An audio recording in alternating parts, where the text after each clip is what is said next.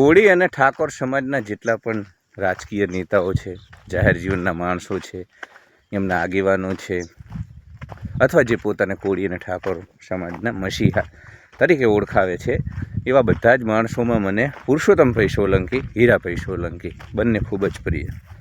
હીરાભાઈ સોલંકી રાજુલાના વર્તમાન ધારાસભ્ય છે, અને આ બંને ભાઈઓ મને એટલા માટે પસંદ કેમ કે નેતા હંમેશા દબંગ હોવો જોઈએ, નેતા હંમેશા ધાકડ હોવો જોઈએ. ડરપોક, સત્તા જવાના સતત ડરમાં રહેનારા માણસો અથવા તો નેતાઓ પોતાના લોકો, પોતાના વિસ્તારના લોકોના હિતો માટે ક્યારેય ઊભા રહી શકતા નથી. તો એક વિડીયો સામે આવી રહ્યો છે, જેમાં રાજુલાના ધારાસભ્ય હીરાભાઈ સોલંકી પોતાના મત વિસ્તારના લોકોનો એક ખેડૂતોનો 250 થી 300 વીઘા જમીનમાં જવાનો માર્ગ છે, એ કોઈ ખાનગી કંપની દ્વારા બંધ કરી દેવામાં આવ્યો હતો. તો એનું તાળું તોડી અને ખેડૂતોની પડખે આવ્યા અને ખેડૂતોને કહ્યું કે કોઈ પણ પ્રકારે આ પ્રકારની દાદાગીરી ચલાવવાની ન હોય, અને તાળું તોડી અને ખેડૂતોને ખેતરમાં જઈ શકાય એ રીતે એમને રસ્તો ચોખ્ખો કરી દીધો.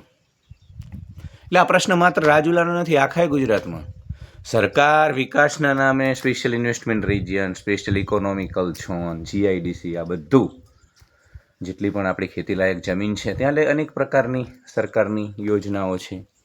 અને સરકારે એક વખત કંપનીઓને જમીન વેચી માર્યા બાદ એ કંપનીઓવાળા અંગ્રેજોની જેમ અમાનુષી અત્યાચાર પણ કરે ખેડૂતો ઉપર, તો સરકારને કશું કોઈ દરમિયાનગીરી ન સરકાર કરે છે, ને સરકારને કશું પડી છે. અને આખા ગુજરાતમાં થઈ રહ્યું છે.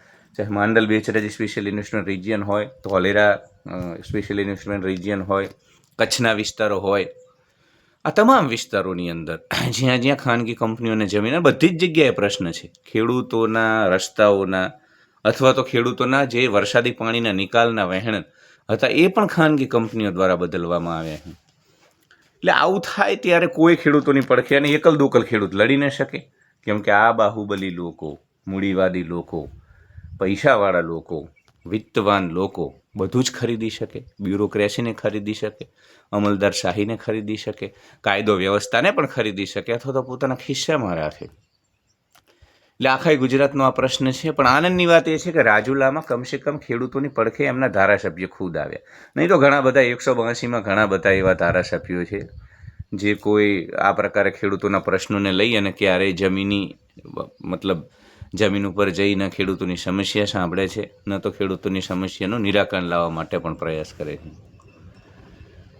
તો હીરા સોલંકી જેવા ધારાસભ્યો, દબંગ ધાકડ ધારાસભ્યની આપણે બધાય વિસ્તારોને જરૂર છે, જે પોતાની પ્રજાની પડખે ઊભા રહે.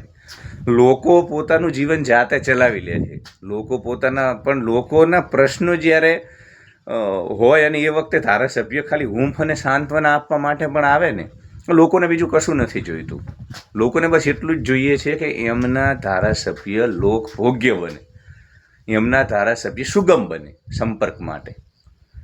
અને એ હીરાભાઈ સોલંકીમાં આપણને જોવા મળ્યું. તો ખૂબ આનંદની વાત છે. અને એ ખેડૂતોનો માર્ગ પણ હવે ક્લિયર થઈ ગયો. ખેડૂતો 250-300 વીઘામાં જવાનો પ્રશ્ન હતો, એટલે બહુ નાનો મુદ્દો નહોતો આટલી બધી જમીનનો. અને તમે જુઓ તો આખો રસ્તો કંપની દ્વારા બંધ કરી દેવામાં આવ્યો, કોર્ડન કરી દેવામાં આવ્યો. તે ખુલ્લો કરવામાં આવ્યો છે અને મૂડીવાદી કંપનીવાળા લોકો ઉપર શકંજો કસવાનો પ્રયાસ કરાયો છે. ધન્યવાદ.